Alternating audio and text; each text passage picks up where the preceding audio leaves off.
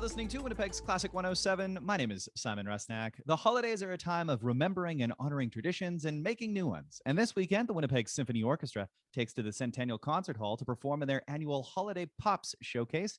To hear more about this made-in-Manitoba celebration of all things merry and bright, I'm joined by Maestro Julian Pellicano. Welcome back to Classic 107, Julian. Thank you, Simon. It's always a pleasure to be here. I should say this is radio, but people are just going to have to check it out on the website. You are looking so festive. You got a hat on, you got a red tie. You're really embracing the season, aren't you? I am geared up for the season. I've got my hat, I've got my tie, I've got my sleigh bells here. I don't go anywhere without sleigh bells in December, so it's just how I do it. I'm sure people are thinking, oh, it's Santa. And then they think, oh, no, it's Julian. And they're just equally joyous to see you. I'm not sure about that, but hopefully, in the best case scenario, yes. Well, after a bit of a different sort of celebration last year, the beloved holiday showcase featuring guest artists of all sorts is back at the Centennial Concert Hall this weekend. I'm really curious, Julian, what do you enjoy most about this show, as it has become a bit of a holiday tradition, hasn't it? It has. We always try to celebrate the holidays through music at the WSO, and of course, often that falls within on my shoulders in within the realm of what I do with the orchestra. And this year is really special because I started to think of over the past 8 seasons all of the different guests that I've personally worked with and collaborated with at the symphony. And I just thought, wouldn't it be cool to just invite some people that I've really loved working with, and just great people and amazing musicians and really interesting artists, and just have them come and perform with us and celebrate this time of year. And so that's what we did. And really couldn't be happier because it's going to be really fantastic music, really wonderful people, and we're really just all about bringing the orchestra together, the audience together, and all of these artists together to celebrate. Yeah, all about spreading that musical cheer. And as noted on the WSO website, this is a show with more than enough cheer to go around. A made-in-Manitoba showcase, as you were just saying, featuring plenty of outstanding talent. Let's start off with a couple of the singer-songwriters. Ray Coco Stevenson, the composer, singer, traditional drummer, and his collaboration with Gimli-born Cale Sauerborn. Tell us a little bit more about this. Yeah, of course. Ray Coco Stevenson and I have collaborated a few times in some of our education concerts over the years, and he's just such an interesting guy and a great singer. And I really wanted to have him be involved in this concert. And we started talking over the summer about what might be possible, because Ray is a indigenous traditional singer and drummer, powwow leader, and so you have to have a little bit of creativity to try and find a way for an orchestra, and the kind of music that Ray sings and that he brings to the table. What are we going to do? That's the question. What are we going to make that's just going to be interesting? How are we going to create this?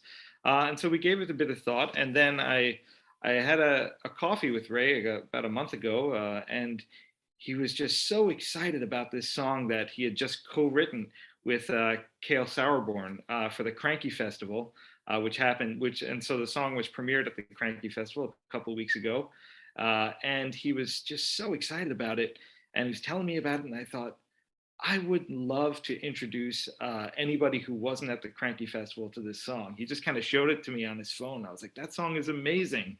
Wouldn't it be cool to have that be played with the orchestra? And so we said, yes, let's do it. We called Cale, and we even have James Culleton, who's the Cranky operator. He's the one that created the Cranky. He's going to come.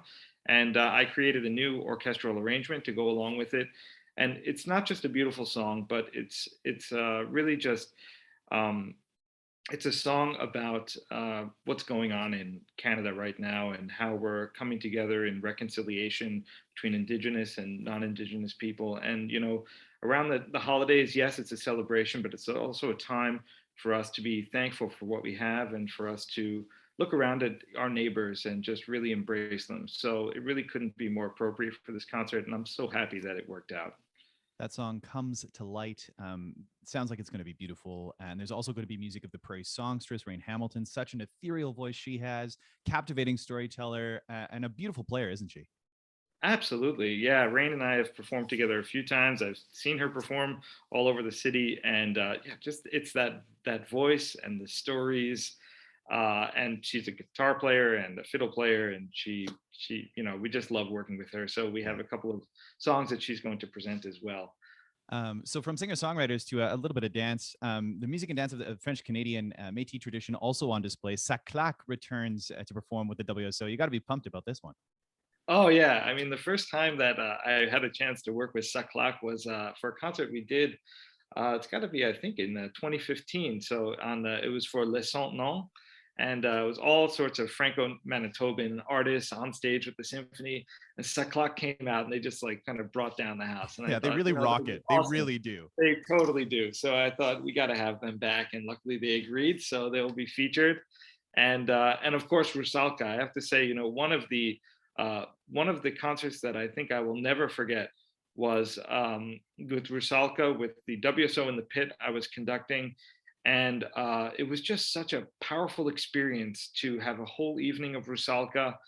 And every chance I get to have to bring them on the stage, I think it's a gift for me. So I thought this is a gift also for our audience. They're just so wonderful. One of the Well, premier ensembles in the world, and we have them right here in Winnipeg.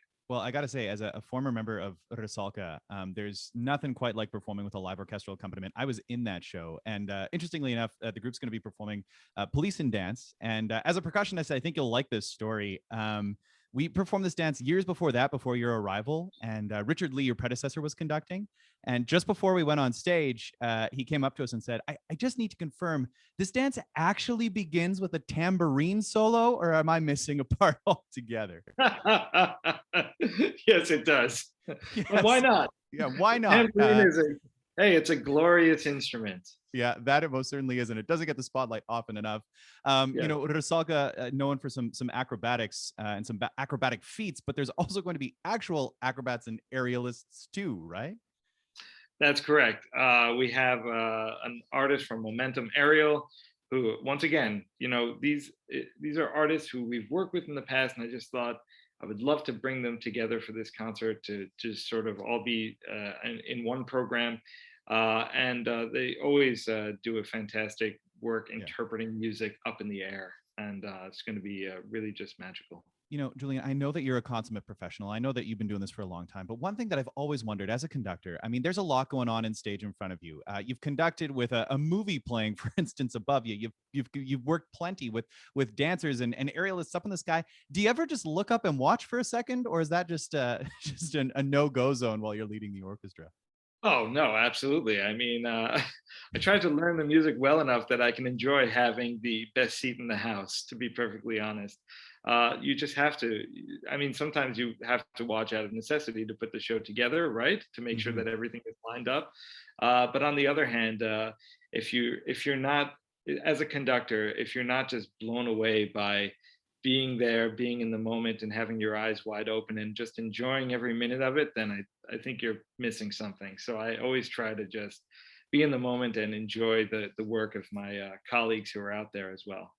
I should also mention that each night, Friday, Saturday, and Sunday, at the Centennial Concert Hall, a reading of the beloved Christmas Tale. 'Twas the Night Before Christmas, featuring a different arts executive: WSO executive Angela Birdsell, Manitoba Opera General Director and CEO Larry DeRoche, and RMTC's artistic director Kelly Thornton. And Julian, I do also want to point out that there's plenty of opportunity to showcase the great players of the WSO in all of this. Selections from Tchaikovsky's The Nutcracker, the Vaughan Williams Fantasia on Greensleeves, and as you mentioned last year when we chatted, your favorite holiday tune, Sleigh Ride. And like you say, you got the sleigh bells ready.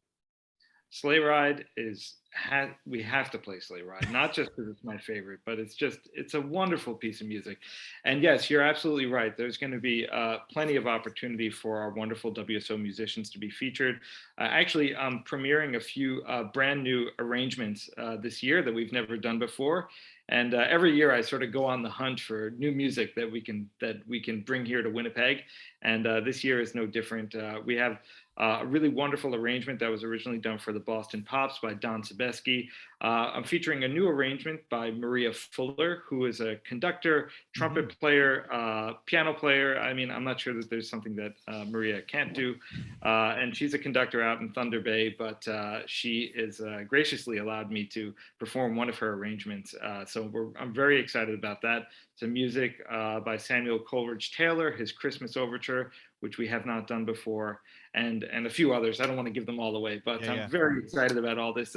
Some of the new music that we have on the program as well. It sounds like it is going to be an absolutely wonderful, wonderful weekend down at the Centennial Concert Hall. And I also should mention taking place at the concert hall, but also online if people want to check it out. So, if you've got some family down in the States that maybe wants to watch, maybe they tune in too, right? Absolutely, yes. My WSO TV, it's out there if you want to watch it. Of course, we'd love to see you in the concert hall as well. Julian, thanks so much for taking the time today. Thank you, Simon. It's a pleasure.